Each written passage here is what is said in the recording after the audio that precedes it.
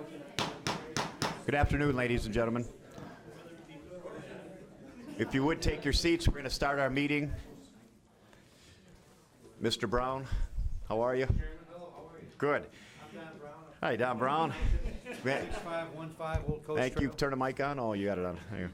All right, I'd like to call to order the Thursday, September 20th, 2018 full board meeting. First order of business is Pledge of Allegiance. Please rise. I pledge allegiance to the flag of the United States of America and to the republic for which it stands, one nation, under God, indivisible, with liberty and justice for all. Thank you. Item number 3, invocation. Commissioner Lucido.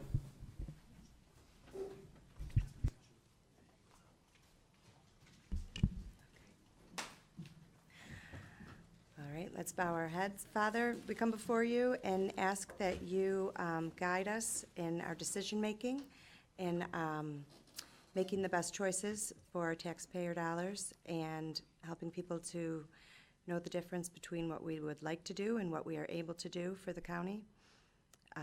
Help us to stay focused and work well with each other and all the other departments in making our best choices. In Jesus' name, amen. Amen. Thank you. Item number 4, adoption of the agenda. I need a motion to adopt today's agenda. Commissioner Ramato, supported by Commissioner Brown. Please vote.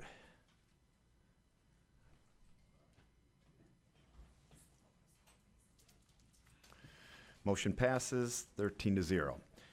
Item number 5, approval of minutes dated August 13, 2018. Need a motion to approve. Commissioner Drolet, supported by Commissioner Carabelli. Any discussion? Seeing none, please vote.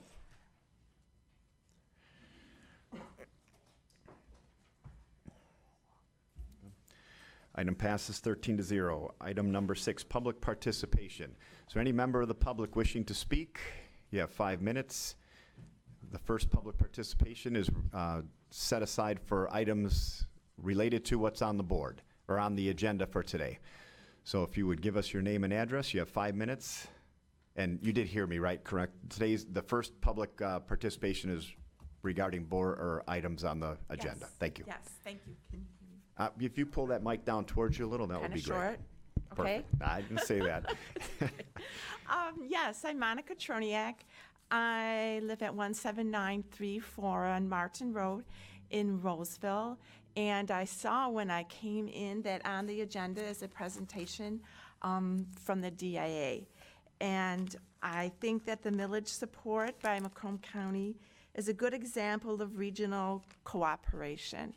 While I haven't been able to attend the DIA in a number of years, I am happy to support the DIA through my taxes for the people who are able to attend in the residents of Macomb, Oakland, and Wayne County.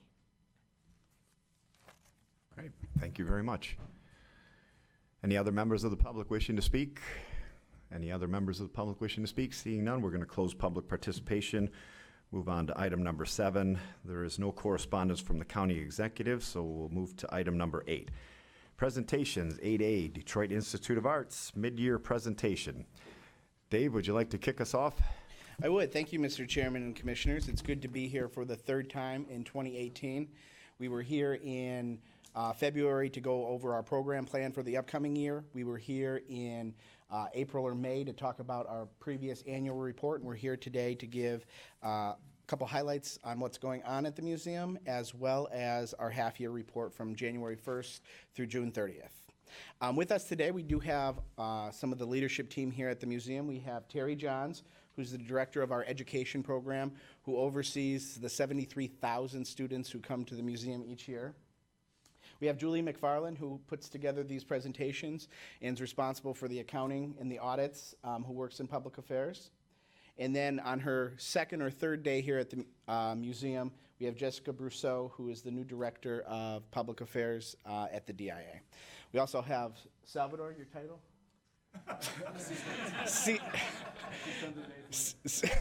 CEO, president, and we have Jean Gargaro, who's been the longtime board chair, who many of you know. It's an exciting time at the museum. Over the past probably 4 or 5 months, we've probably seen 8 or 9 Macomb County Commissioners at the museum for different events or functions or for senior programming. Today's program will be short and sweet. Jean will make a few introductory comments.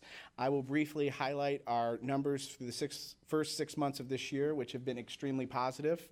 And Salvador will talk about the upcoming exhibitions. Don Ritzenheim, who is one of your 2 board members per our agreement on the DIA Board of Directors, will talk about some of the work we're doing with seniors.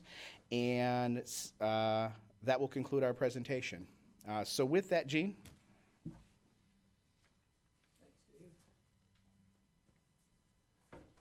Thank you, Dave. Mr. Chairman, Mr. Vice Chairman,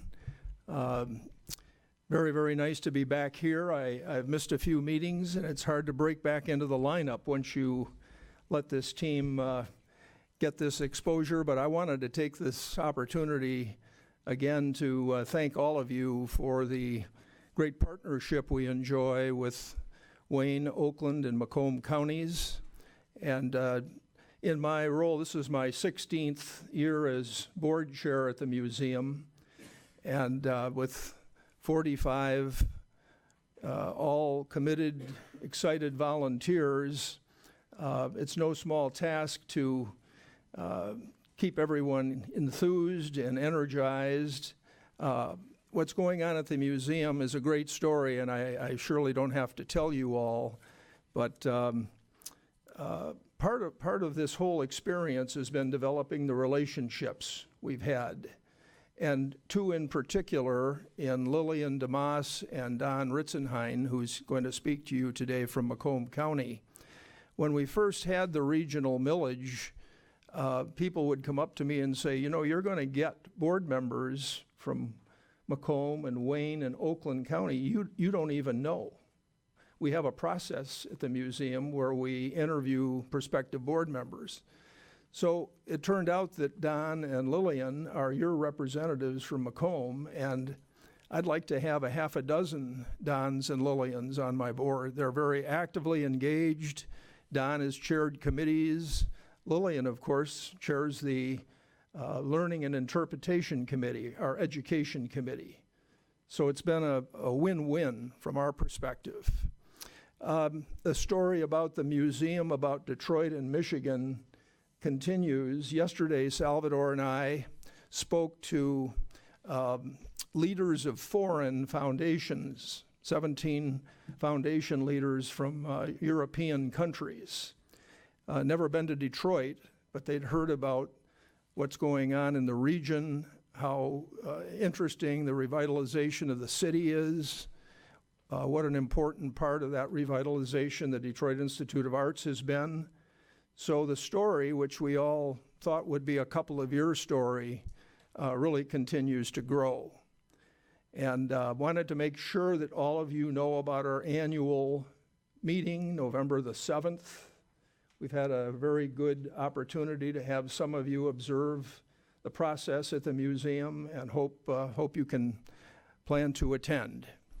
With that, I believe our director has some other continuing good news for you. Salvador? Okay, thanks, Jane. So with that, obviously the voters in 2012 passed the millage, which is 2/10 of 1 mil, which means if you own a $150,000 house, that equates to $15 a year. And residents primarily get 4 things: free admission, free school trips where we reimburse the schools 100% for busing, free senior group visits, as well as community partnerships with local nonprofit organizations. So here's the numbers for the first 6 months of the year. Over 18,000 residents receive front of house free admission. This does not include people who saw Star Wars or Monet in Church, which were ticketed exhibits. In my notes, I believe that, Julie, how many was Star Wars? So at the half year, we had 4,100 for Star Wars and 3,100 for Monet. So close to 7,000 more who participated in ticketed events. Free field trips. Each year, we're supposed to contractually have 8,000 students come down to the museum. And for the first 6 months of the year, we've had over 9,543 people who participated in the school program. Last year, I believe we had close to 13 to 14,000 students, so we're well on track to meet or exceed that number coming up in the annual report when we give that next year. One of the programs we're really proud of is our teacher professional development. You have just core teacher development, museum mashup, Where I'm From workshop, and you can read the rest of them. And then we have tailored curriculum that's for specific schools or specific school districts in certain subject areas. So there's the general curriculum, and then there's the specialized that we create at the museum. And some of these credits can go towards the recertification of teachers that they have to have through their license to the state of Michigan. One of the programs that we're really proud of was Art Discovery in Warren, and in the back left you see the oldest student at Black Elementary, which is Commissioner Romano, who was out there, who spoke to the group and talked about the importance of the relationship that we have out in the community. That program is something that we have numerous interactions with the school. They create a piece of art and it stays out in the community. Our senior program is one of the things that we've struggled with the most. We're required to get 35 senior groups each year, and we've struggled to reach that number in past years, but some of the work that Don has done, the strategic initiatives where we're looking and doing more outreach in the community, we're really proud to report that through 6 months of this year, we've had 43 senior group trips down to the museum, and 11 behind-the-scene talks, where we go out and talk to different senior communities or housing centers.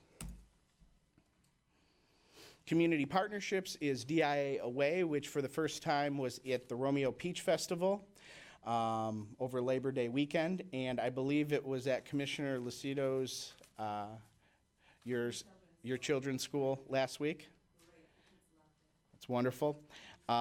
We work with the Anton Art Center for Senior Creativity Program. We know all seniors don't have the mobility to come down to the museum, and so we go into senior housing units and do activities for those residents. Director Cut Talks. Salvador was in Chesterfield Township last night, which he'll talk about in a minute. And now that we're down to exhibitions, I'd like Don to come up and talk a little bit about some testimonials that he's been working on. He keeps sitting And then Salvador Salvador down. will finish the program. It's dangerous to give a recovering politician a microphone, right? But Don's going to talk a little bit about the testimonials, and from our perspective, we had a county leaders night for Star Wars on May 18th. Our next one is going to be November 15th, which you'll be getting invitation in the next couple weeks about the opening of our Asian galleries. Don? No, just want you to know. Well, thanks very much. Well, Dave has kind of given you the statistics that demonstrate, I think, the museum's commitment to fulfilling the obligations that they signed on to as a result of the millage. I just want to share a personal example that I happen to know about relative to the senior trips. My sister-in-law just recently moved into Peace Manor, and I think it's a facility that most of you are familiar with. You have certificates. It's a HUD-supported senior facility on 15 Mile Road. The commission has, 4 or 5 commendations that are hanging proudly in their lobby. So because I kind of come and go, I had a chance to talk to residents, and I've begun to ask them about, how did they enjoy their August trip to the DIA. And every single person I talked to was very positive about it. They're very excited about it. They talked about the quality of the docent, the bus ride. Most of them talked about even the treats at the end, although one resident, Tom, said he was disappointed that it was only cookies and coffee. So I promised him next time when they go next May, I'll bring him a candy bar, and he thought that was a great idea. He's more than happy with that.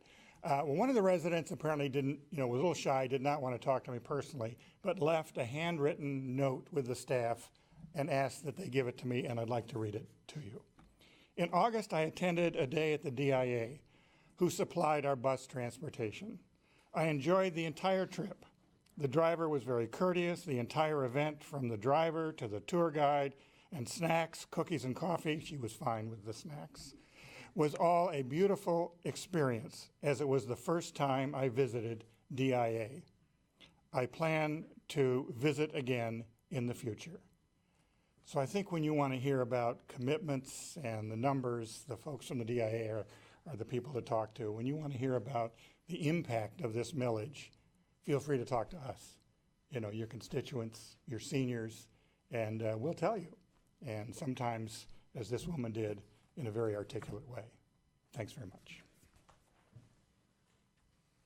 Thank you, Don. Thank you, Dan, Dave, and just working with Don has been great at the Arts Authority. I want to also make the point that in the room, Jennifer Miller, another member of the Arts Authority, a team member who's been very, very helpful through the last 3 years. I've been director of the museum, giving wonderful feedback about the programs that we do, and very good advice for us as we improve our service agreement and everything that we do for Macomb County.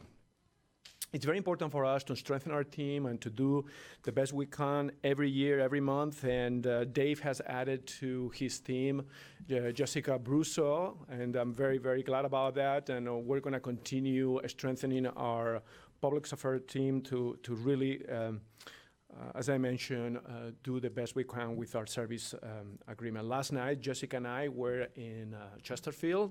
It was great. I've never been to Chesterfield before, and it was a good opportunity for me to know the place and explain to the residents the programs that the museum does and what are the benefits for supporting the DI through this millage. It was great also to have in the crowd a person who was a teacher, and it was providing us with some good ideas on how can we be more present, not only in Chesterfield, but also in Baltimore and in other areas, bringing our Inside Out program and how the teachers there and students can be of help to the DIA. So I know we have a meeting in the works, and we're going to be strategizing with them to see how we can bring closer the museum to this area. And I would like to ask you, as I did other times, that if you see an opportunity for me to speak in front of any of your constituencies, I love to do it. It's a great opportunity, not only for me to talk about the museum and the service, but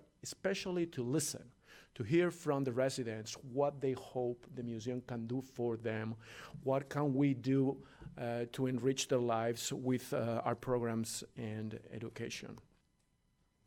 We are very, very grateful for this millage, as I always said, and I want to repeat it every time I'm in front of you.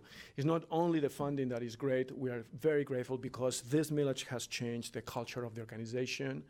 We were an inward organization, we're looking inside, and now we are committed to go beyond the walls of the museum and outreach into the community. And as I mentioned, this has been great. We get very good feedback, with very good advice, and that has shaped the programs that we've done. And a good example has been the Star Wars and the Power of Costume exhibition that's been a smashing success during this summer. The museum has been packed during the summer. During the summer, museum in general is very slow, but this summer we had visits to the Star Wars exhibition over 1,000 on a Tuesday, which was generally not the case in a summer. And not only Tuesday, Wednesday, and Thursday, but weekends have been generally packed. There are 2 more weeks going up. The exhibition is finishing on September 30th.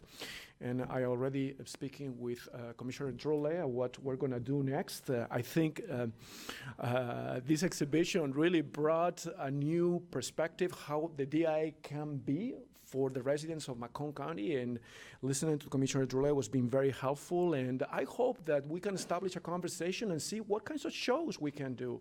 What is the fun thing? What can we bring to Macomb that really entices residents to come to the DI and that they feel that this is their home, where they can see something special that connects with them and enriches their lives.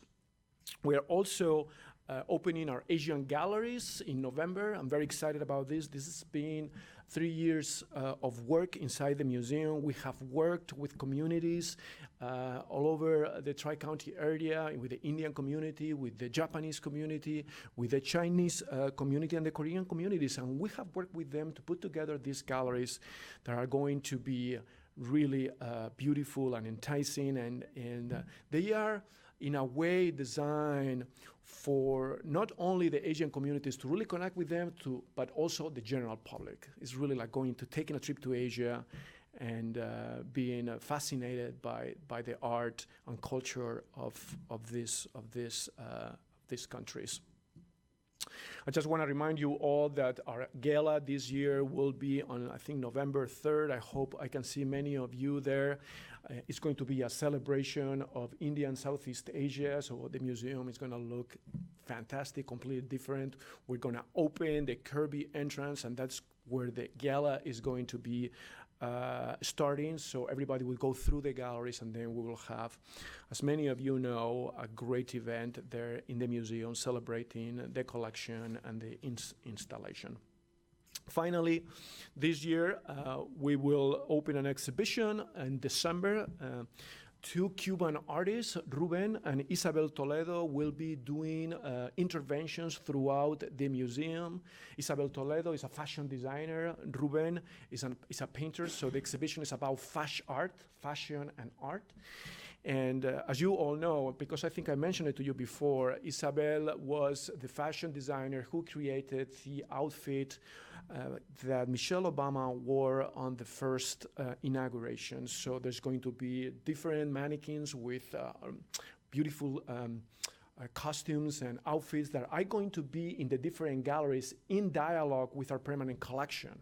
Also, they are preparing some paintings and other outfits that will be in the temporary exhibition space, responding to the beautiful drawings by Diego Rivera that we're taking out of storage and sharing it again with the community. And finally, there is a collaboration with an organization called So Great Detroit, Alternative for Girls, where Isabel Toledo is working with these ladies to design a purse and other accessories that will be on view in the museum and also sold at the shop. So this is a way for us to go out into the community, do things with the community, and bring the community in the museum so they can see themselves reflected.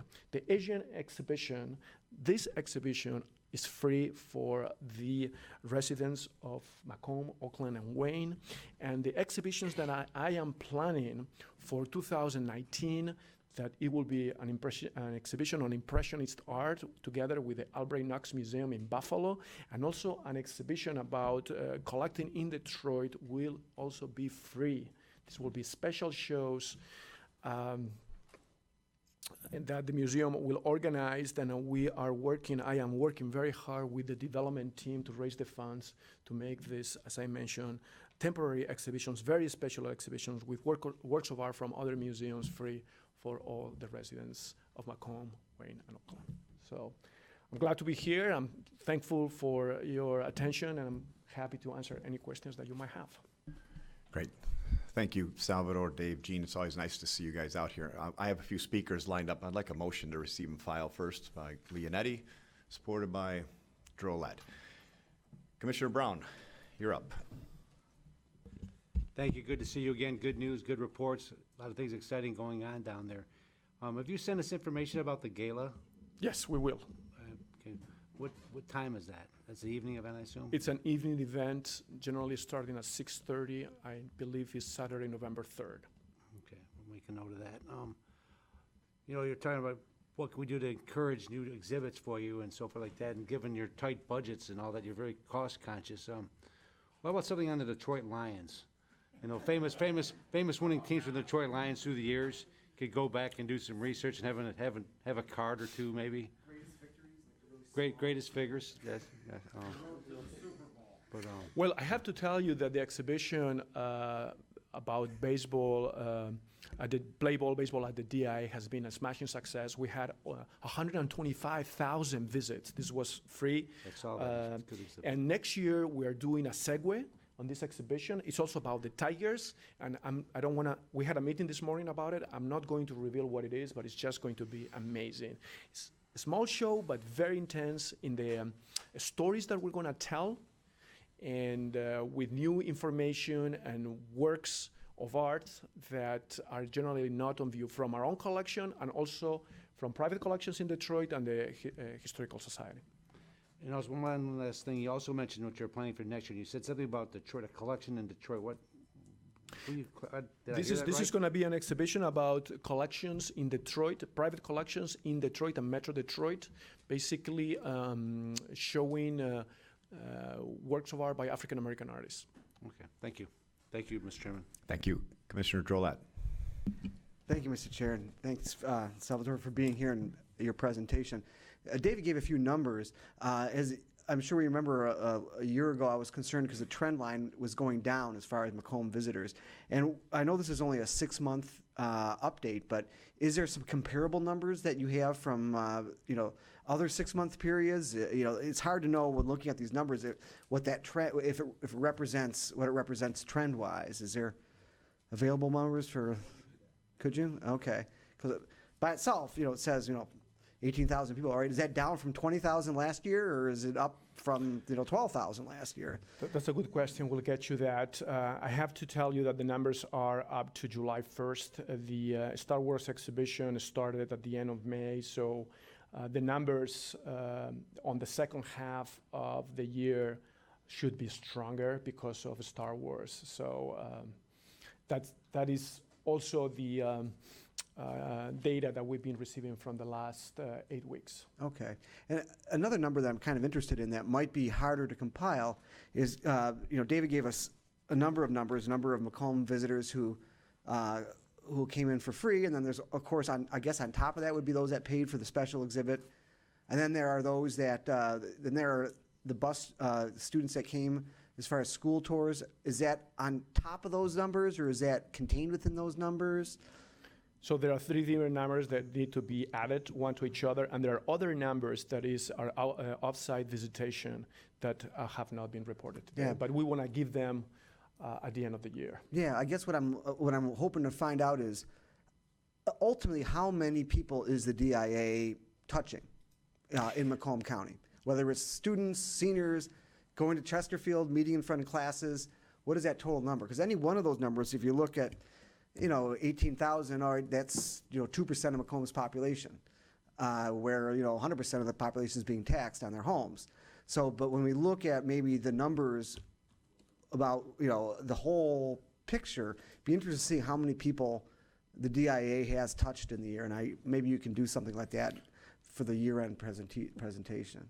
We will do that. We are also improving our processes and systems to collect this information. Yeah. And I have asked my office to give me a weekly report on attendance for the 3 counties, so we can monitor this closely. It's a Right. very important piece of information, and that we are doing it. So at the end of the year, we'll give you a full report and comparables. Okay, and of course, some numbers are going to be difficult to come up with. I mean, is those 18,000 people the same 5,000 people coming 3 times, or is it 18,000 individual people? That you really can't know, I don't think, because you check IDs at the door, and if they're a Macomb resident, they get in free, but you don't mark down here for the second time or something. Those questions that you're asking me are questions that we are already asking ourselves in the museum, not only if this is repeat visits, but also what is visitor behavior. What do Macomb visitors do when they come to the DIA?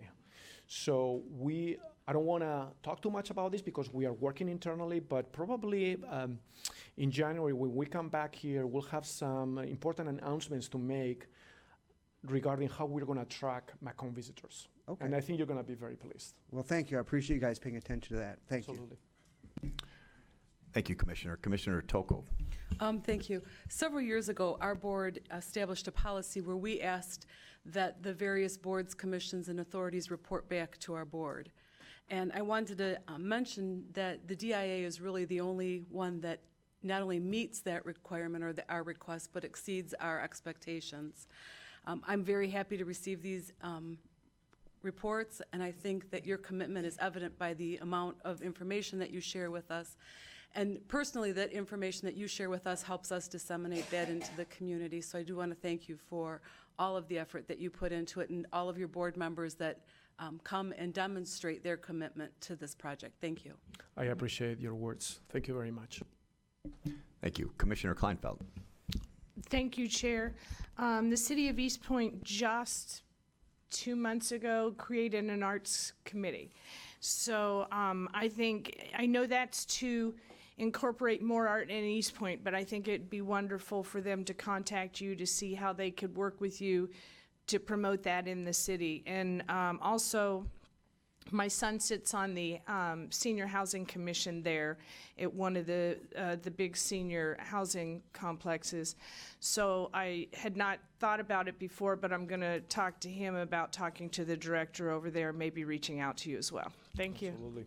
And if you see an opportunity for me to come there and speak with them, I'd love to do that as well. Okay, I'll let him know. Thank you. Thank you.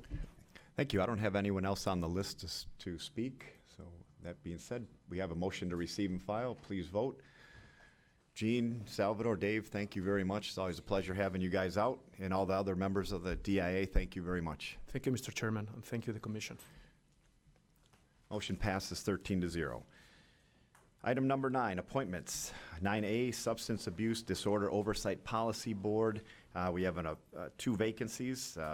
We had 2 appointees, potentially, Kathleen Rager and Ryan Zimke. I need a motion to appoint. Moved by Brown, supported by Toko. Any discussion on these? Seeing none, please vote. What's that? Oh. What happened? Nope. All right, please vote. Sure. 1 for each of them.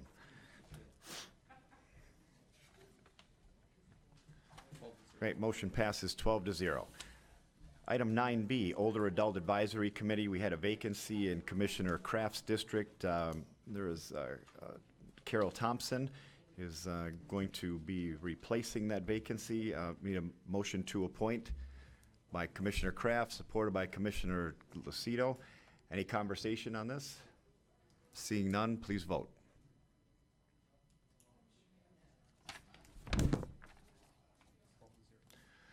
Motion passes 12-0. Item 10, Infrastructure and Economic Development Committee recommendations. I think there's probably a few that we want to separate out on here, so let's start with 10A. Need a motion to adopt 10A. So Commissioner Kraft, supported by Commissioner Leonetti. Any conversation on this one? If not, I have a little bit to say. All right, so I'm not sure if all of you remember, this is the one Jaco had in here. He had basically $100,000, $97,589 in total amount requested, but only $34,000 in quotes. So I don't know if, I'm bringing this up because a lot of this got moved forward because of these reasons. This was the one he had mentioned that he would bring these to us in the future, but I also want to jog your memory on why this might warrant a little bit of discussion. I'm not sure, since Jaco's not here, maybe Steve could answer the question if he has any idea on why. I don't remember the answer on why we didn't have quotes for everything. Yeah, I do not remember, Commissioner, so Okay. Jaco would have to answer that question. And there was, okay, I'm sorry, there are some of the notes on here that were on your infrastructure agenda that they couldn't do the survey until they were ready for install, so they couldn't do the quotes without the survey. Steve, do you have any knowledge on that situation, on how that works? No, I don't. Okay. Want to point it out to anybody? If anyone else has anything to say on it, that's fine, but. Okay, all right. I'm not, Jaco's not here. I know he knew that we had some questions on this. What, can I, I guess there's an option to just vote it down and then let them come back to it instead of postponing it to us. I mean, I'm not sure what the easiest way, the cleanest way to do it is. Okay.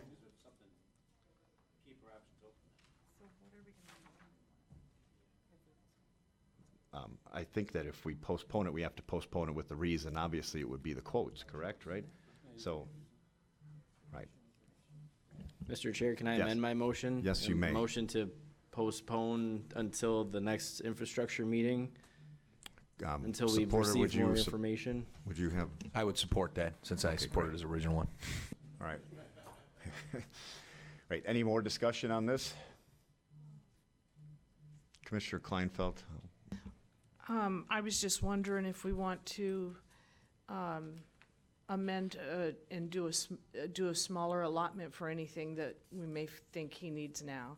Just throwing that out there for consideration. If everybody wants to postpone, I'm fine with that too. Unfortunately, he's not here to ask him about that, so. Correct. Commissioner Brown? Is it possible he provided information to us that he thinks answers the questions and it's just a? No. Well, the information we asked for the other day was if roads could pay for their portion and if grants could pay for the other.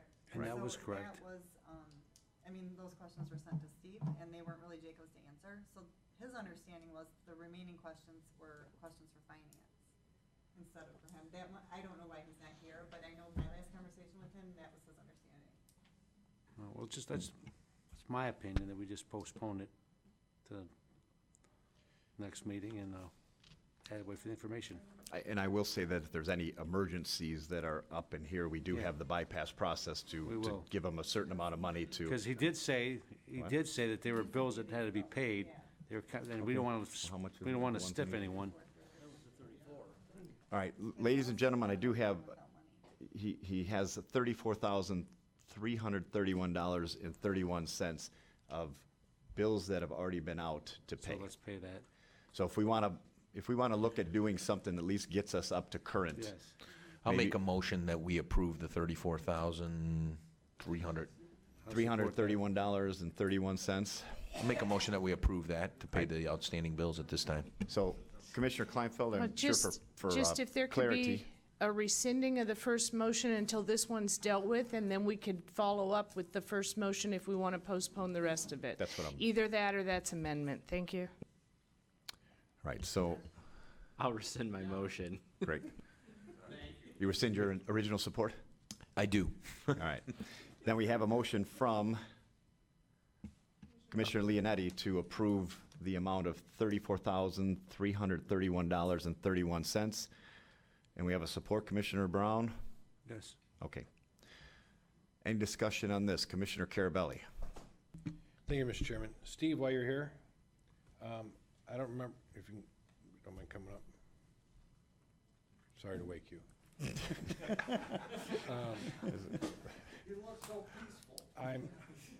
Were you here when Jacob was here last? No. No, he was not. Sorry. A couple of the questions that were asked. Act $51, road commission, Wi-Fi. Why would that be coming out of the general fund and not coming out of Act $51? A lot of these other, well, let me explain. A lot of these other departments are asking for these upgrades and expansion. And you and I both know that certain funds, there's dollars for administration and operations. Well, why are we not taking any of this out of grant dollars or out of the departments instead of just grabbing it out of the general fund and keep grabbing it? Generally speaking, what happens with enterprise-wide sort of upgrades is the capital plan or basically the general fund will absorb that cost up front if it's not specific to a grant, for example. It flows back through the indirect cost allocation plan through a depreciation chargeback. So, well, and what is your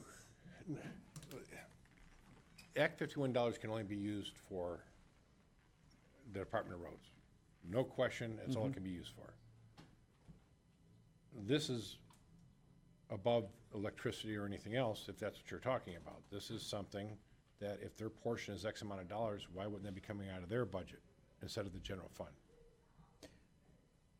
let me go back just because I think there was a follow-up question or a second question, which I thought I just answered. So, but I'll answer the second question first, which is there's money in here for, I think, the Thompson Center and some health department items.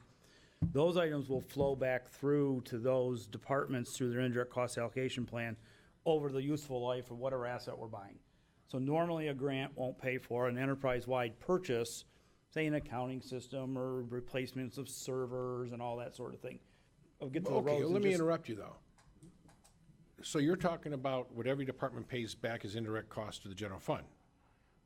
And I was saying in several departments, the usage that they're using of some of these departments needs to be accounted for and not put into other areas. So if a department is actually spending X amount of dollars, we needed to see that all in that department.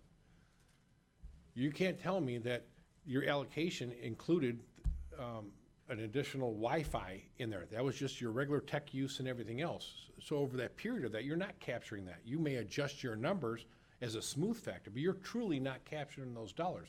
I just want to say, I don't want to take it out of the general fund. If it can come directly out of someone else's budget or a grant, why would we not do that? Your direct allocation that you're charging everybody for Yeah, the usage. these are countywide items. The road building is not a countywide item. Well, Thompson's, you can make the same argument Well, about Thompson let's just talk Center. about the road. Right. So it's going to a countywide network. They'll flow through indirect costs to the roads. Okay. There's cost sharing going on between the departments. I can't communicate what I'm trying to say, so. Yeah. We'll. Thank you, Commissioner. Commissioner Dujay. Thank you, Mr. Chair. It seems to me that the original, Steve, the original number here was 99,400, and this is, the updated request is for 97,589, correct? As I read it, yeah. Okay. Next, did we approve this originally in the general fund? The question is this, from my reading of it, it's, we approved it for the general fund, now we're decreasing the general fund balance and putting in capital improvement fund, which everybody wanted to do originally. Yeah, what this motion would do is authorize a transfer of $97,000 from the general fund to the capital improvement fund, then to pay for the bills out of the capital improvement fund. So it's already been approved in the general fund? No. It's in the general fund balance. Is it? No, it's out of, Yeah. it's in the fund balance. Right, Again, this is something that's coming out of the capital improvement plan. right. Which, So we're moving which pot we're pulling it out of, if you No. will.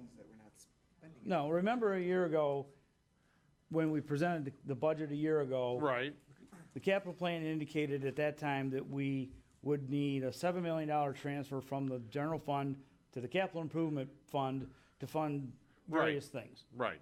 And then that money was removed from the budget, and now we're coming back project by project, essentially. Oh, okay.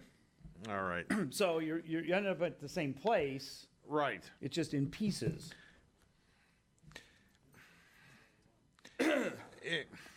By taking this, and do we gain anything by postponing it? I Point- guess if you have point- questions about the numbers. Point of Okay. information, Andre, what we're postponing it for is what we're getting out of this are the actual quotes and making sure, there's two things, there's budgeting and then there's the contracting policy. And the contracting policy is our checks and balances to make sure that the quotes are being properly, and that's what we're waiting for out of this. Okay, but And on the second page of this, he's got the break, I think he was looking at it as a breakdown for each department as opposed to the quotes for each department. Thank you. Postponing this, I don't see what we gain by postponing it, but if this board wants to postpone it, have at it. Thank you. Thank you. Commissioner Kleinfeld. Thank you, Chair. I think what Commissioner Carabelli was trying to say, and I know you said this is how we do things. I think we're trying to start looking at viewing some things differently. And I don't know about the grants and all of that, but I do know if you have something you're doing in the Department of Roads New Haven Service Center, and that can be Act 51 money. Wouldn't it be nice to just say, okay, this particular cost, wherever the quote comes in, when that comes in and we have the final numbers, that instead of trying to allocate back to them, you wouldn't have to allocate back to them if the money just came out of their budget to pay for that portion. Right, and I You haven't wouldn't have had to that worry full- about allocating anything Yeah, I haven't had back. that full conversation with Brian yet, so. So that's the one that I was the most concerned about. I would, I'd like to have a discussion about that. With regard to the grants and everything, I just don't know enough to have the same conversation. Yeah, I can tell you, most grants, unless it's something specific to that grant, so say if you're buying computers for the Head Start program, Head Start will pay for it. If you're paying for servers that the Head Start software sits on, they're not gonna pay for the direct purchase of the servers, they're gonna pay for that over the life of the server based on their percentage utilization of server space. Generally So- speaking, in terms of grants. But if we could look at that one, I'd really appreciate roads. that. Yes, Yeah. but we specifically do. brought that up, and I don't I wasn't clear that we had definitely got a firm Yeah. answer on that. All right, thank you. Thank you. And I think one of the big things is it didn't seem like we knew if, not we, you weren't here, if we were actually looking at the possibility of taking some of this money from grants as opposed to just taking it from our general fund. So you're explaining it a little bit. If There there's, is yeah, some if look there's at a it, but grant, that we know will pay for specific equipment for the purpose of that grant, we typically charge it to a grant fund, or the department does. Okay. But it's mostly these county-wide or enterprise-wide types of things. Right. So, Okay. same thing, if we buy, Well, and you weren't here, there was a lot of Right. discussion on having, maybe increasing our grant writing abilities here in the county to try capturing more money for that and I making sure think that we are checking my on that. experience has been that the departments that are buying equipment through grant money are pretty well aware of what grant funds are available and which ones aren't. Okay. And the same would hold true, I don't want to get off in the weeds too much. Same thing on if we do a building renovation. The grant won't, or a grant program won't necessarily pay for the construction at the time it's constructed. You pay back over the life of the building. Okay. Based on square footage use, typically. Same theory here, except server space usage. All right. So I don't have any other Commissioner Drollet. Just to follow up on something you just said, Mr. Chair, and that is connecting the grant to the purpose of or connecting the spending to a specific grant that's dedicated to that purpose. I'm looking ahead to the next item on the agenda, and we're buying shortwave radios out of congestion air quality mitigation grants. So just based on that surf, it doesn't seem like we have to do too much connecting the purpose to the actual, fund. Right. Obviously, we can buy radios and call it air quality mitigation, so I don't know why we couldn't buy Wi-Fi systems under oceanographic study or something. Right. But yeah, can you explain that, Don? Well, wait, you get that one, I jumped ahead a little bit. You shut your mic off, so I'm not sure if you're done or, there you go. I'm sorry, I don't expect anything from, Is it on now? Yes. Don, explain it when we get to it, the next item. Thank you. Thank you, Commissioner. So again, we're making a motion for $34,331.31. The rest, I'm sure, will come back at the next infrastructure meeting, hopefully with some quotes on that. So no more speakers on this, please vote.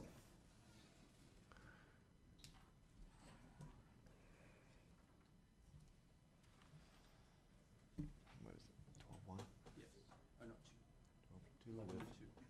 It's not showing up on mine, so who's out?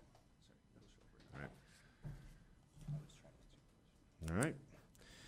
Motion passes 11-2 with Drolet and Douget voting no. Item 10B, contract with MDOT shortwave radio and Wi-Fi communication countywide. Is there anybody that would like to group any of these together? I'm not really sure if anyone has any concerns on any of the other ones. If you'd like to motion to go B through F or any other combination? Okay, so we have a motion by Brown to move B through F and support by Kleinfeld.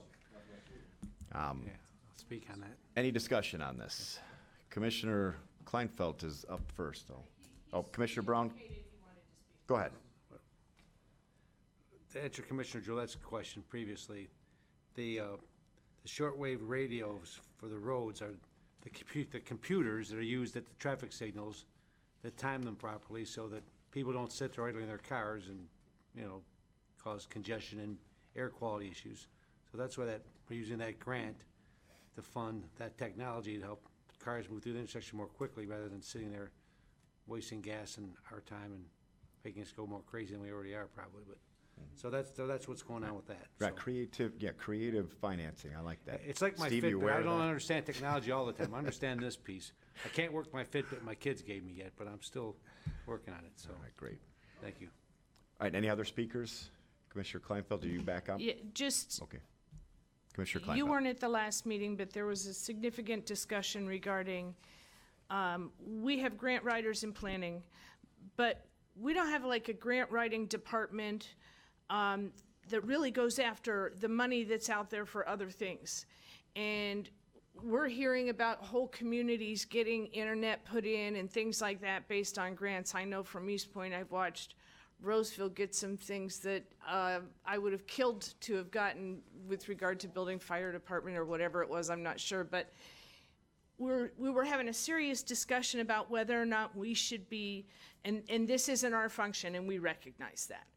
But would we gain money in the long run by having a group of people who just go out and seek the grants for all the types of things that we're looking at, capital outlay in different departments?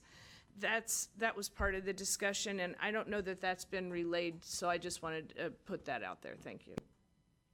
Great, thank you. I don't have any other speakers, so we're voting on 10B through 10F.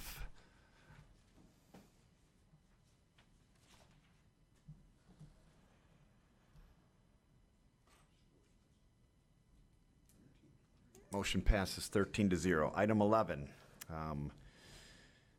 11A, purchase Synergy Engineering Services jail air handler supply replacement. A motion to approve, Carabelli, supported by Commissioner Kraft. Any discussion on this? Seeing none, please vote. Mr. Cardamone, where are you leaving? We haven't had you here for a long time.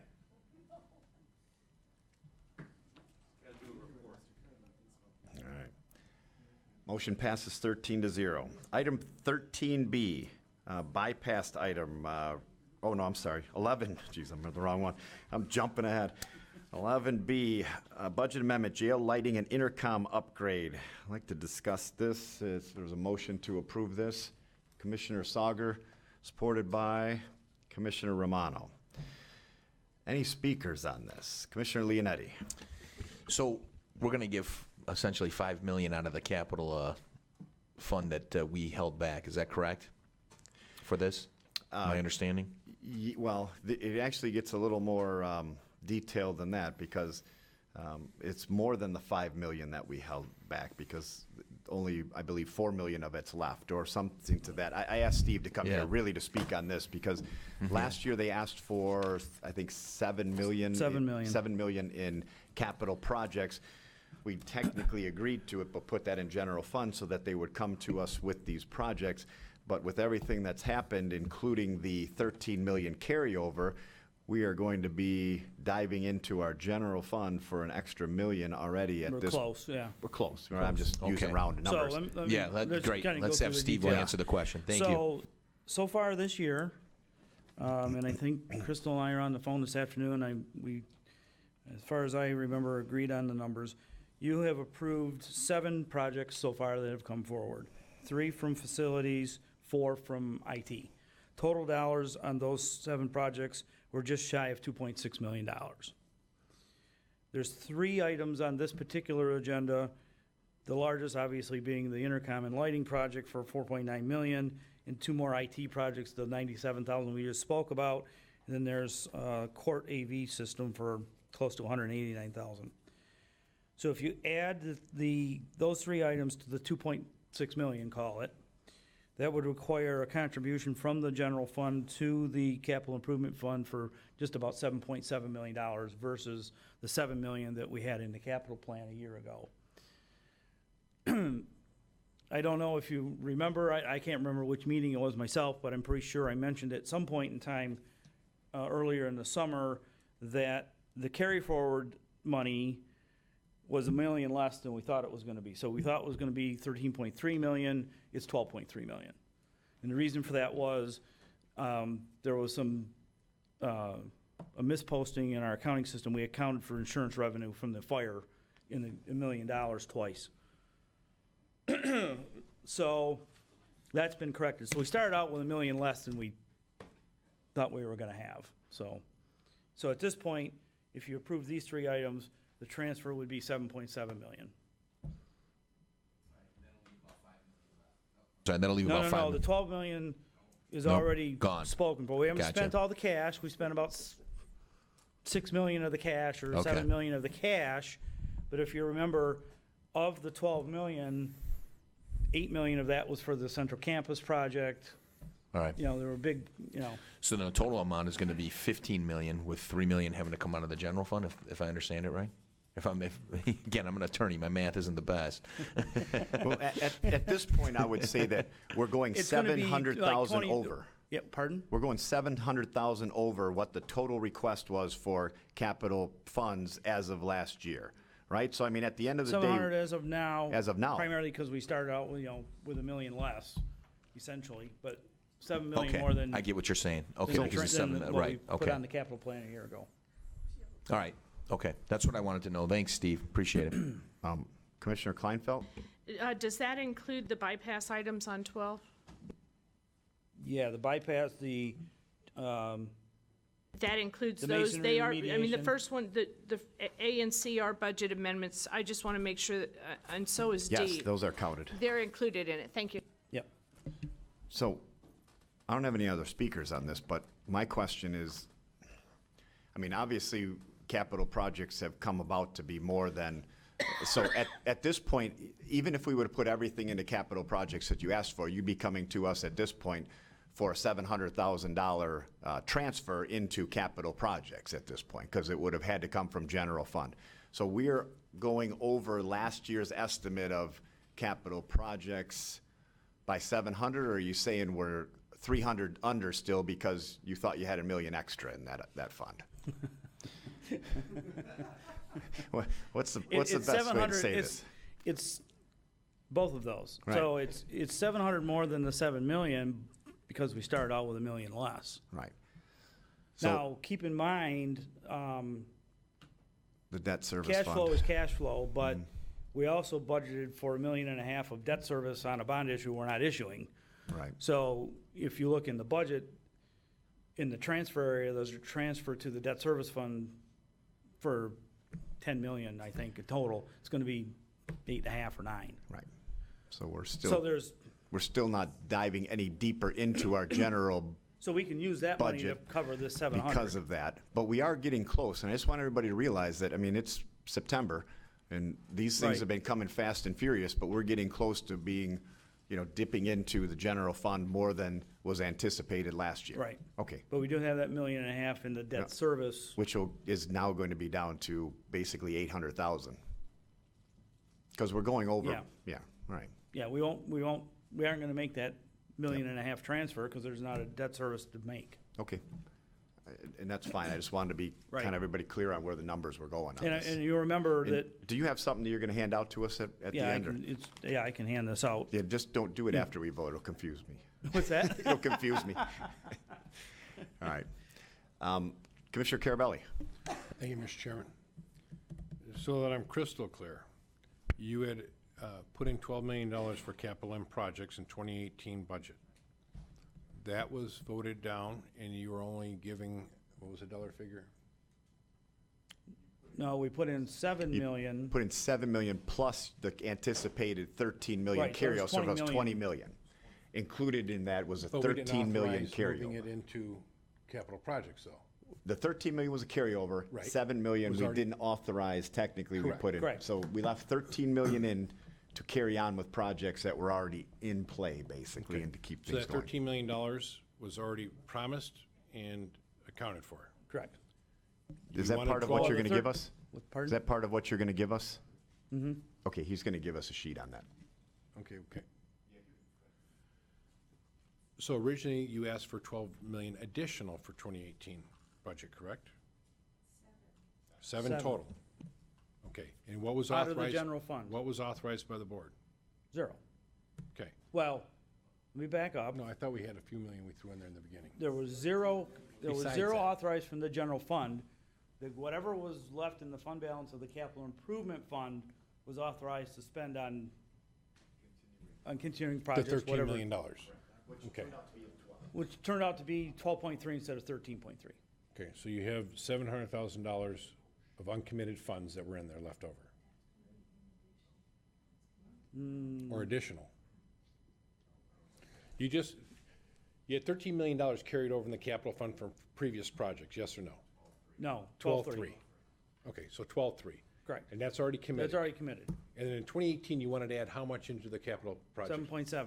7.7, and the board gave you 0. Correct.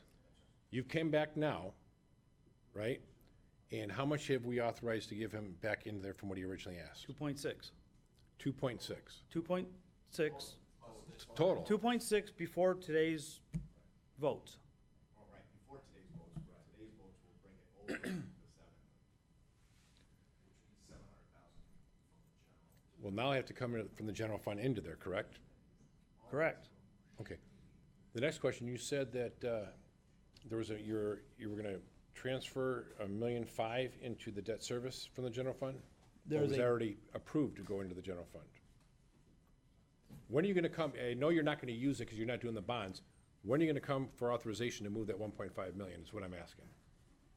Well, it's in the transfers, so it's out, the transfers is one number. So if we don't use $1.5 million, we could transfer the million, but. You say we could go in next month and come and say, well, we'll move it from from the debt service fund or to the debt service fund to the transfer to the capital improvement fund for whatever it is. Well, that's what I'm trying to get to. At the end of the day, when is that money being moved over? Back into the general fund, then into the capital? I think maybe what's best is we committed to reporting the capital plan on a quarterly basis. Next week's the end of the quarter. My plan was to come back in early October with a third quarter update, along with, as was mentioned prior, an update on the forecast for 18, flowing all of this through. Great. So just to carry on with your question, to move that money that's set up, that $1.5 million in debt services, to move it anywhere, do you have to come to us for a budget amendment to move that right into? You can't just throw it into capital projects, or you The can't. authorization is at the total level. So if you look at the budget ordinance, it's at the total level for transfers. All right. We'd come back to you. I mean, we'd come back to you to move the $1.5 million. Right. Okay. All right.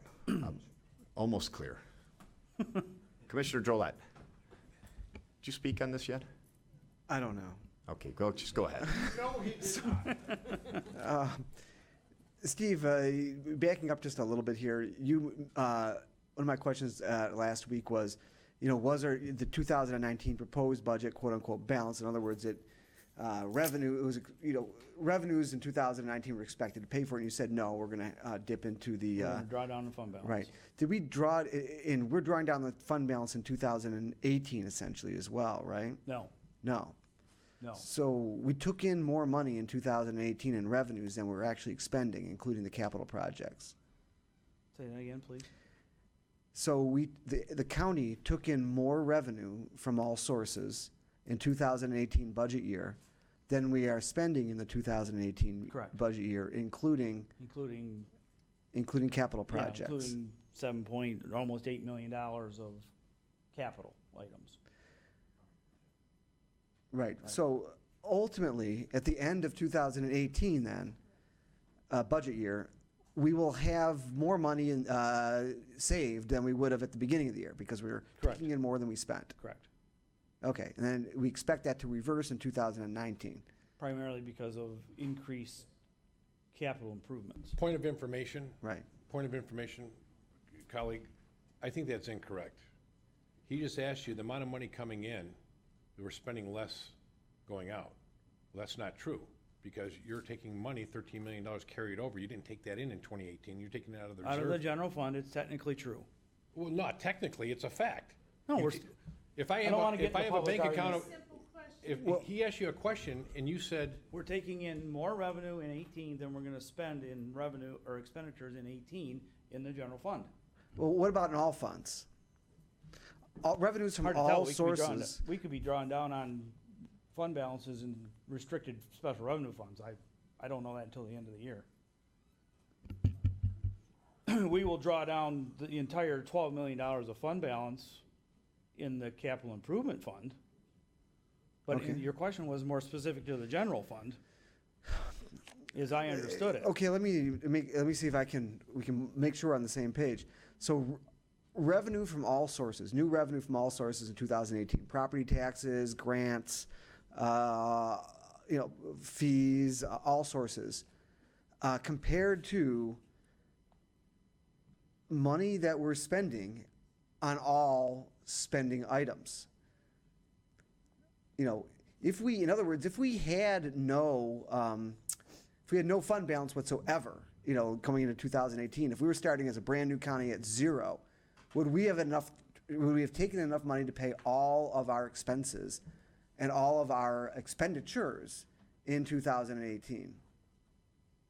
That's a difficult question to answer, only because we started out the year with fund balances in funds. Roads is a good example. We would just have to reduce the amount of projects we did at the roads. Okay. To match the amount of revenue coming in from gas tax and all those other sorts of things. We have a number of other funds. We get 3-year grants for emergency management services. We get 3-year money for the CDBG money over at Community Action. That money tends to come in at the beginning of those years, and we have 3 years to spend it down. Okay. So it's hard to tell. Now, if you get the grant funds, the health grant funds, prosecuting attorney grants, whatever, we generally don't have any fund balance in those funds. We can only spend what we have in terms of grant sources. Would it be a better way of looking at it to ask if our fund balance at the end of 2018 is larger than it was at 2017? Depends on which fund you're looking at. I The concentrate on fund balance. Well, but there are fund balances that are meant to be spent down. Yes, right. So I look at the general fund, the delinquent tax revolving fund. Those are the two funds that we basically look at in terms of what our liquidity and our fund balance availability is for credit Okay, will those rating. two funds be bigger than they were at the end of 2017? Yes. Okay. Because Thank you. again, there are fund balances and special revenue funds that are intended to be spent down. Right. Okay, So just because you're spending down fund balance isn't a bad thing. Depends on which fund you're spending it down in. Right. But from a big picture perspective, we'll end up with more money at the end of 2018 than we had left over at the end of 2017 from a general fund and perspective. I would expect that to happen, yes. Okay. Thank you. You're welcome. Commissioner Leonetti. Thanks, Mr. Chair. So, Steve, I just want to get back to something you had commented on. All right, and we'll just get our math right here. So the 12 million that's already been given to you, that's already something that we accounted for. We held back the 7 million. Now we're going to spend about 7,700,000. We're about to approve 7,700,000. The question I have is, we've held back 7 million in the capital improvements fund from you guys. Now that we're going to give you 7.7 million, I think you said something like, well, that 700,000 is going to come out of the general fund. It's just the authorization to do that is blanket. I think you were saying, I don't know the exact Well, there's a number for operating transfers out. Okay. That's the authority. Okay. There's line items within that Okay, number. that's what I wanna make sure. We come to transfer money between line items. Okay, so there's a specific line item. So we know, if we look at, and we can ask you, and we want the data, you would show us, okay, we had to take 700,000 out of the general fund and put it into the capital appreciation, or capital improvement fund. It would be that simple. Because let me ask you something, I don't know, we don't know all the departments that are coming here. Is there gonna be more we're gonna have to give you? That's what I'm wondering here. I mean, I've looked at the budget, but I don't know what departments are still There coming. could be. I haven't seen anything. Right. Yet. Now, I will tell you, I need to look at, remember Lynn came in June or. Right, we told asked you- for $1 million, we told you- said 600. Right. That was pretty much all spent at the same time. We'll be coming back for more. Right, I remember there, you too. said you, like Maybe not the MacArthur, you said entire you'd be back, allocation, right? But we'll be back next month. Okay, all right, so that was about, we gave you about half that We gave time. about I half, remember about and that. it was almost Okay. all spent at the time. So presumably, that's gonna come out of the line item that you're talking about, that we do the transfer from the general fund. Like, in other words, I guess where I'm going at is, at the end of this year, I would like to be able to say to you on December 31st, hey, Steve, can you show me that line item and show me how much we've transferred out of the general fund into the capital improvement fund? I would like to be able to see a line item that shows us that. That way we know, okay, You'll see that. Okay, Yep. that's what I want to know. Okay, and that's Yep. what I'm going to And ask for December I think if I 3rd. come back and fold everything in with an update of the forecast and what it looks like for 18, get September 30 numbers, because there could be, other revenues that are maybe ahead of schedule, ahead of our forecasts or what we have in the budget. Update that, flow this through, kind of see where we're at the end of the year, Okay, or headed toward the end of the year. towards the end of the year. Okay, all right, thanks, Steve. Thank you, Mr. Chair.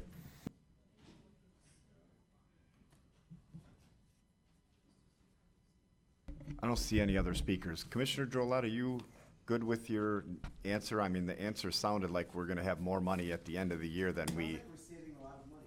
We should have a bigger pile of money at the end of 2018 and in 2017, so I guess that's good.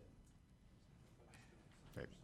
And so, Steve, let me ask you a question. First of all, I'm disappointed that there's been these questions, and it's not you, but I'm gonna say this, that Jaco wasn't here, knowing that full well that there was plenty of questions going on with his budget. And no one here is here from the sheriff department, and there were plenty of questions the other day when you weren't here. So you're in a kind of an interesting situation, because you didn't get to hear those questions the other day to have any kind of idea of what was gonna be asked. But, I think a question should be asked, do we need this is this being spent this year? Do we need all 5.4 million of it right now? Is this a contract that needs to be signed with that 5.4 million in hand in the capital projects budget? We're talking really about dipping more into our savings, and I know that, at least in the general sense of things, we're going $700,000 at this point more into it. I know you have the revolving fund money of 1.5 million that you thought was going somewhere else, but, I mean, do you know that this, they're certainly not gonna spend 5.4 million by the end of the year. Is this something that could be rolled into the next year's capital plan for the rest of it? Do you have any idea on that? I mean, I certainly don't want, and there was. I would recommend that we fund the project entirely in 18 and then spend it down in 19 or 20, however long it takes. So if we don't spend whatever, I think it's fairly clear we aren't going to spend 4.9 million by December 31st on the lighting project. Right. But it doesn't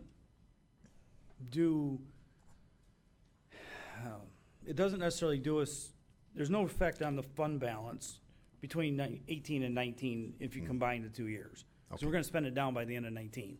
So you end up with a bigger surplus in 18 and a bigger deficit in 19. No, but so here's another question. I understand where you're going, but you did a forecasted budget out a few years, and we're basing it on known capital projects that are here. But here's an extra $3 million on a project that was apparently set up last year at 2.9 million, and now it's going well into the 6 million. Are we then going to remove some projects from the anticipated capital projects, or are we because we're not getting more money in, but we're spending more money? So you have us set at going down to 20% at some point and then turning around and coming back up. But every time we approve an extra 2 million or 4 million or 500,000 or whatever, that completely jacks up the future forecast unless you're removing a correlating dollar amount from future projects. You know what I mean? I mean, And that doesn't necessarily always happen because of the nature of a project. If you have an emergency project, no, I know that's it's an what I'm emergency saying. project. So when you come back to us again, is the future budget going to be adjusted then for this? Because the fund balance will have to go lower because we have an emergency project that went up $4 million more than we thought, or close. Right. I mean, it's like our home budget, right? I mean, like Commissioner Carabelli always says, I mean, we're saving for a refrigerator, but then the refrigerator and the stove go, well, we might have to not go on vacation later on because we just don't have any more money to use it. So I guess I just want to make sure that the next time that, we see a forecast, we're going to see either that the forecast looks dimmer, or that we've decided we can stretch a few of these other projects down the line and kind of smooth it out a little bit. So, I mean, one way or another, It will look affecting. dimmer over the course of the 5 years because Right. if we're going to do anything, we're just going to push things out. But I don't think we'd push something off the 5-year forecast or the 5-year plan. Right, but so I guess my point is, and everybody's kind of sees this, that man, these emergency things and these unanticipated projects are coming in kind of left and right. And I know it's probably hit or miss on these things, but lately they've been coming in. In the next couple years forecasted budget, there's not even a section in there for unanticipated. It's all anticipated. So as we get more and more unanticipated things, the future forecast keeps getting dimmer and dimmer. That's all I want to point out to everybody, that, I mean, we need to, there needs to be an end in sight, whether it's, I don't know, operating millages or, whatever. And I just throw all different things out, or less spending, right? I mean, I'll go on either side of things, but it's just food for thought. I mean, this is a jail project that, it's very tough to sit there and have them talk about putting prisoners out on the street if we don't put lights and intercoms in, and that's, the whole conversation.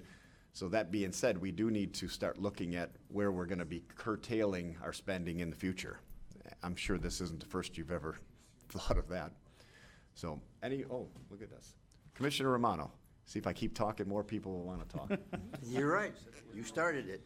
And it's not a defense of what Steve has just said, but who can foresee the future? I mean, when you have everything set, quit pointing over there, Mr. Duche. When you have everything set in stone, that's well and good, and then all of a sudden, and I'm going to use the analogy, the stone starts to crumble, you're going to have to fix it. And these emergency funds that come up, I don't think, we know they're not anticipated because they're emergencies. So I understand what you're saying, Chair Smith, about we're going to have more of these coming up. Absolutely. When you get a 20-year millage, can you guarantee me that during that 20 years, we're not going to have another millage? And that's my argument every time I hear about 20-year millages or 10-year millages. You're going to guarantee me within that period of time, we're not going to have any more millages? And if you put it in retrospect to what he just said, he knows exactly how the budget is going, and all of a sudden, it's like a jack in the box. Something jumps up, the jail jumped up. We had to come up with that money. So, in reference to what he's saying, I totally understand what he's saying. He doesn't want to dip in any more than we have to either, because he has to account for it. But I see where it's going, and I have to go along with it.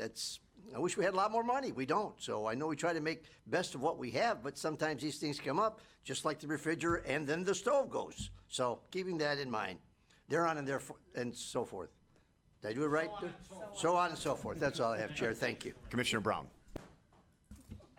Well, if things happen, it's a good thing we're in a financial position to deal with these calamities. We're not at the bottom yet, but obviously, Chair Smith's concerned about, tight money. Our budget, this year's budget's what would be 6% increase over last year? You mean a 19 budget? Yeah, I think so, yeah. That's too much. That's too high. 6% budget, that's too high. We gotta get that down. That's way too high. We gotta get that down. And this is part of it. These things are part of it. We gotta look totally at this total budget. 6% budget increase going in, what was it last year? Last year was almost flat, and the year before was pretty much flat. Now all of a sudden it's 6% bump. I mean, so we all got the hand in it. We're the ones that got the purse strings. We wanna make it so we can. So, thank you. Commissioner Carabelli, I think this is first on this one. Yes, sir. And great comments, and I took in a lot from what everybody said. But I want to reiterate something. We know that things are going to happen. We have to plan and anticipate for things to happen. So if you put X amount of dollars away for projects that you're planning, you have needs and wants. Sometimes if you live within a budget, you make sure that want that they're trying to say is a need, you're not getting it because we have emergencies that come up and you spend within your means. The problem with government is that we keep going outside of our means. Well, there's money there. We got more money coming in. The reality is your own personal home and your own personal finances. You'd be bankrupt if you operated this way. And make that really clear. You'd be bankrupt. So at the end of the day, if we have X amount of $1 million we're going to spend each year in capital projects, you stay within that limit. And if something comes up, something falls off. Is it a life and death for the Wi-Fi? Is that life or death coming out of the general fund? I don't think anybody's going to die. So that $100,000 doesn't happen. How many more of those projects have we gone through and say, no, we're going to hold the line. We know things are going to come up. If it's not a need, forget the wants, and we're going to take care of the emergencies that pop up that you can't control. We somewhere have to come up with a formula saying, here is our line. This is what you get. Emergency comes up, those projects fall off. And you wait and try to do it the following year. You save for it. Again, I look at it like it's my own money, and I'd be bankrupt if I'd lose everything I own if I try to operate my family or my business like this. Point is, you live within your means, emergencies happen, you take something off the line that isn't life-threatening. You don't replace the carpet. You don't do the tuck, whatever it may be. You don't want to cause problems later on because you waited so long, now it's going to cost you triple the amount. Again, is Wi-Fi something that is a disaster in this county if it didn't happen? And that's just, I'm just grabbing that because it's on the agenda today. That's the point I want to make. Thank you. Leon, you removed or you're on the list? Okay, good. Oh, Commissioner, yeah, go ahead. Thank you, Mr. Chair. I don't think anybody doubts that there is going to be emergencies that pop up that are that must be addressed, whether it's a problem with jail and so forth. Everybody anticipates that those have to be dealt with. The problem, I think, is that at the front end of budgeting, we are not focused as a county in looking for ways to reduce spending in every other capacity. We don't spend as much time thinking, how are we going to keep spending at 4% this year instead of 6%? We figure the raises and the adjustments and everything, and then we come up with a budget, and then we have these emergencies pop up, we have to go above that. Because there's just not discipline, whether it's from us at the county board or the county executive or whatever it is, there's not discipline saying, we are going to increase spending no more than 4% this year, and impose that discipline on ourselves and find it in every other place. Instead, we get down to the point where we have to find it by letting the jail fall down, because we didn't find it in other places. Clearly, we have to fix a crumbling wall and so forth. But in order to be able to do that and stay fiscally responsible, there needs to be more discipline at the beginning of the budget process and throughout the budget process in every department setting targets and saying we're not going to exceed those targets. And then miraculously, when the budget only goes up 4%, we do have an extra $100,000 or an extra $1 million in a crisis fund without going up above 6-7% in increased spending. But I just worry that discipline is not there from the beginning and throughout this process. And then we end up in a situation where we're at like today, where we've already agreed to 6% increase in spending, and now we got to go more because we have these crises. So I don't know what it's going to take to get there, but this is the wrong place to be. Thank you, Mr. Chair. Commissioner Duje. Thank you, Mr. Chair. In a perfect world, we'd all know exactly what's going to happen 6 to 8 months further down the line. Emergencies happen. Is this board considering what it's going to do, what we're going to do, and how blasted the budget's going to get when we have to replace the jail? Have we thought about how much if we get another sinkhole on 15 Mile Road and so on and so forth? I agree that we have to live within our means, but stuff happens. And if you're a homeowner, you know that stuff happens. Can we budget for it? Difficult to do. I don't know who brought it up. When the oven goes, then the fridge goes. There's something that's going to go every single time. We have, frankly, I see that we have let things go over the past that we didn't. That's why spending was flat. And if we don't spend money to fix things or anything else, or if we put Band-Aids on it, that's we're paying for it now. If we were flat on the expenditures last year and the year before, and we're 6% this year, amortize it over 3 years. That's 2% a year. That's not bad. But I think Steve's doing a bang-up job on trying to make do with what he's got. And we're, like it or not, we put away a whole bunch of stuff in 10 years ago, and we're paying for it now. We might not like it, but that's exactly where it is. The budget is the budget. Let's try to work with this. If we've got to spend a little bit now in order to save some next year, I have no problems with that. Thank you, Mr. Chair. Thank you, Commissioner Kleinfeld. Well, with respect to that, I didn't think we were putting off. I thought that's what the 65 million was for, was to address a lot of needs that we couldn't ordinarily do. But my question is, Steve, do we have any more unanticipated by us? Do we have any more budget amendments that you think are going to be coming for money to go into the capital that you know of to get through the rest of the year? Are there some more coming? I think again, when I mentioned to Commissioner Leonetti, it'll stay within the general fund, but there was $600,000 allocated to Lynn for carpeting and this, that, and the other thing. That was about what was spent at the time, and I'm updating the plan through September 30th. I think we're gonna end up coming back for, I don't know, a few $100,000 probably. But again, I've kind of flowed that entire amount, that $1,250,000 that she asked for, into the forecast. So I'm assuming she's gonna spend it all. So I think, again,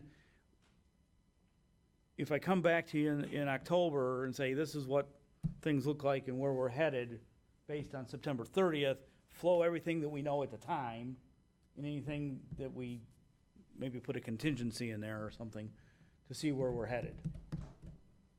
I think when I did my budget overview a month ago or so, we were looking at about $2.8 million surplus, I think, for 2018.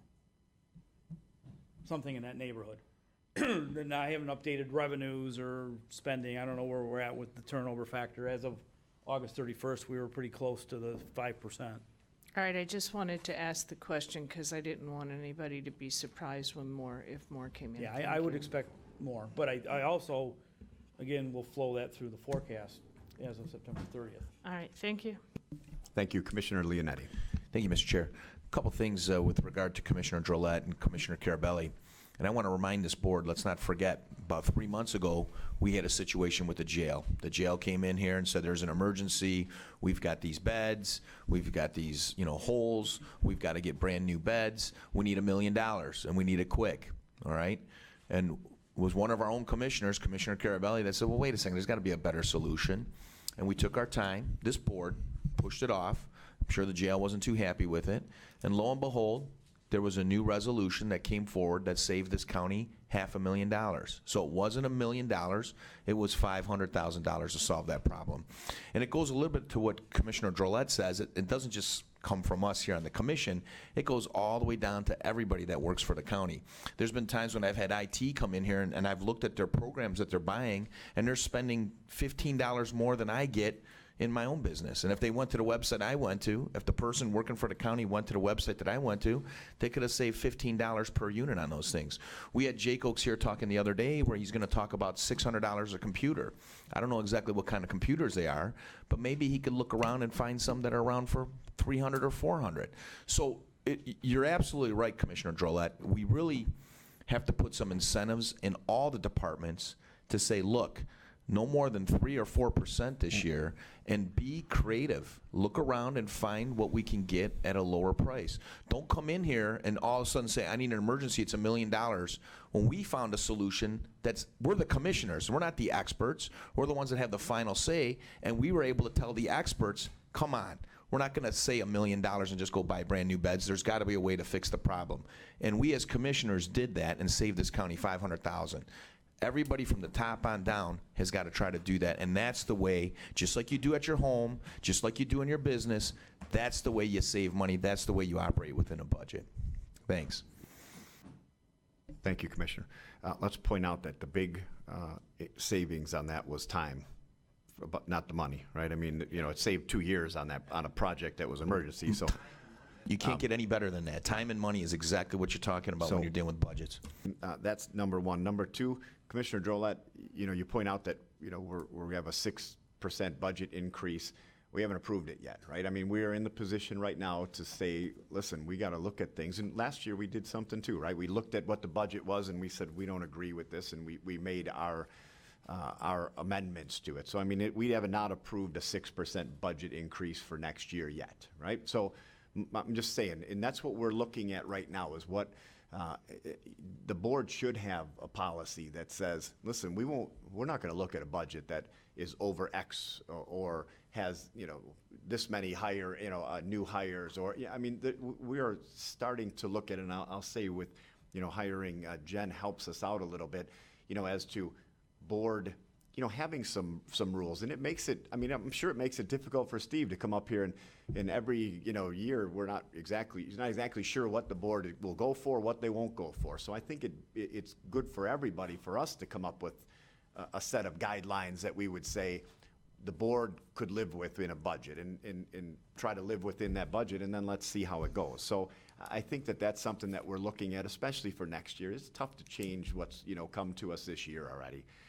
And last but not least, my idea is that, not that we don't understand that emergencies will come up, but that we take 80% of known projects and we leave a 20% for emergencies. So we don't use all the capital for known projects. We put the 80% of the most important ones and we kick the other ones to next year, and we say, we know we're gonna have 20% of an emergencies, and that should be money that's in there. So my idea is not that we don't know we're gonna have emergencies, we do know we're gonna have an emergency, so let's budget for emergencies.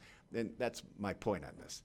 And I didn't speak long enough for anyone else to speak, so we are done. I think we have a motion to approve B and C, 11B and C. So that being said, please vote.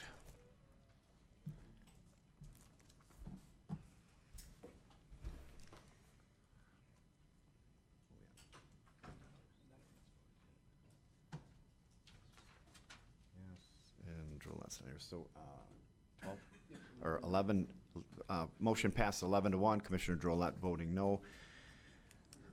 Item, are we in 12? Jeez, Pete. Item 12A, A, B, C. Does anyone wish to move anything? Well, we have all the way through M.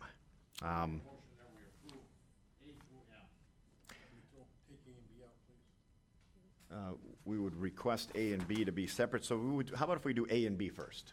Can we do that if that's if that's right? Carabelli, would you like to motion for not A and B? You just want them out? Okay, that's what I mean. We'll motion just to talk about. Okay, and any support for that, Commissioner Duje? Sure. Okay. So let's see if we have any discussion on A or B. All right. So. All right, see no discussion? Please vote. On A and B, 12A and B. To approve. Correct. Motion to approve or adopt, whatever. You keep going back and forth on these. 12-1, Commissioner Carabelli voting no. 12C, we have a motion. You can do C through whatever you would like, if anyone agrees. C through M? Commissioner Kleinfeld supports C through M. Commissioner Duje, would you like to support that? Great, so we have a motion and a support. Is there anybody that'd like to speak on any of these? I do not see any, so please vote.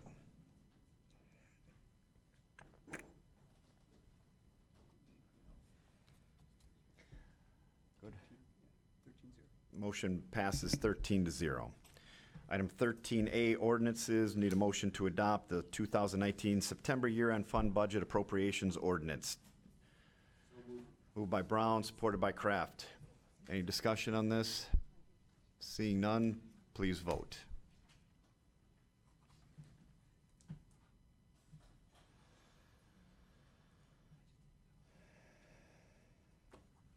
Motion passes 13-0. Item 14, resolutions, 18-1996, accepting the State Competitive Grant Assistance Program funds. Need a motion to adopt. Commissioner Leonetti, supported by Commissioner Lucido. Any discussion? Seeing none, please vote.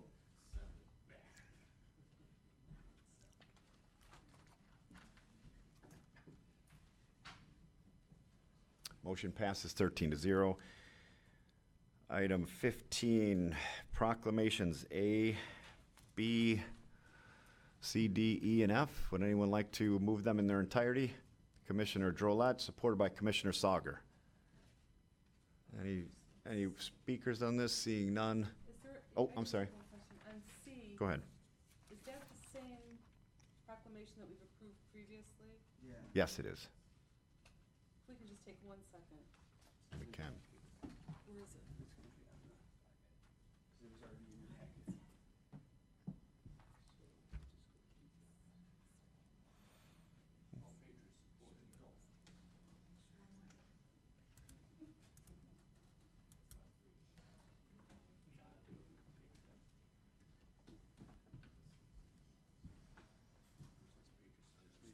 Yep.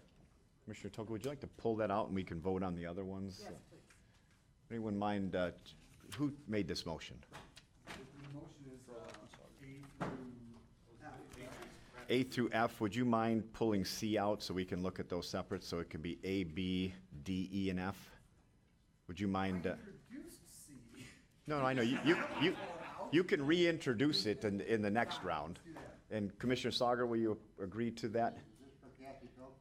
Yeah, well, yes. All right. So any discussion on A, B, D, E, or F? Seeing none, please vote.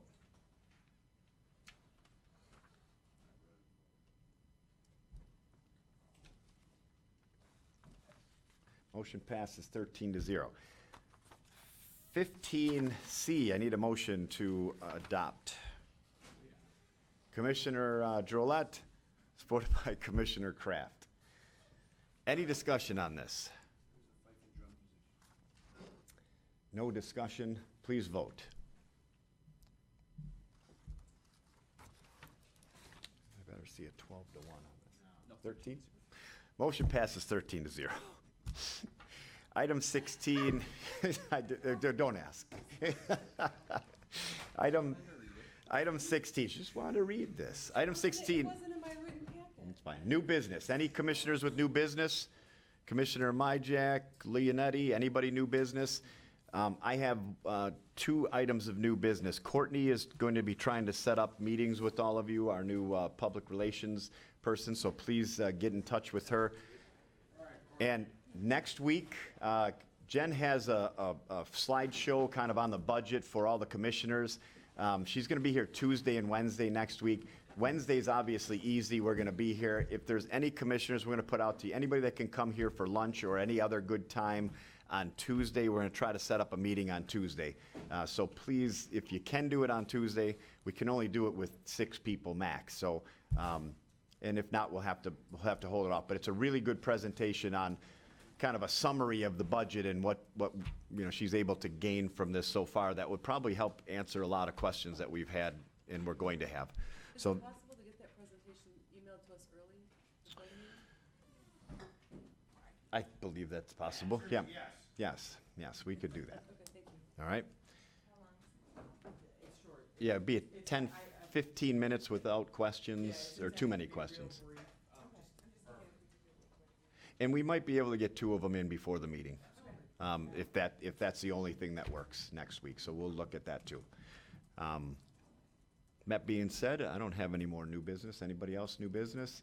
No? Public participation? Ms. Clerk? No? Oh, I'm sorry. Here we go. Public participation. Come back up. You have 5 minutes. You can speak about anything you wish. Please give us your name and address. Yes, I'm Monica Troniak, 17934 Martin Road in Roseville. Hello. And I'm happy that I was here to just give my support for the DIA. But originally I came, Mr. Chairman and Commissioners, to express my appreciation to this commission for including all of Macomb County on the Smart Millage proposal. The requirement that all communities participate in the SMART system demonstrates that this commission's belief that only a truly inclusive public transportation system allows all the residents to move easily and efficiently around Macomb County. An example of this is my ability to ride SMART from my home in Roseville to a bus stop in Shelby Township. I will be able to visit my sister this weekend by taking the 510 Van Dyke bus to and from 23 Mile Road. Notably, my ride will go north of what I call the golden line of 20 Mile Hall Road. I also would like to congratulate Commissioner Toko for her success in the primary election. And although I will be losing a wonderful commissioner, I anticipate that a successful campaign will allow me to have a wonderful, excellent district judge in my area. Thank you. Great, thank you, and Kathy will give you your check later. Anybody else with public participation? Seeing none, need a motion to adjourn. Oh, Commissioner Drolet beat you out. Commissioner Drolet, supported by Commissioner Duje. Please vote. Motion passes. Meeting adjourned.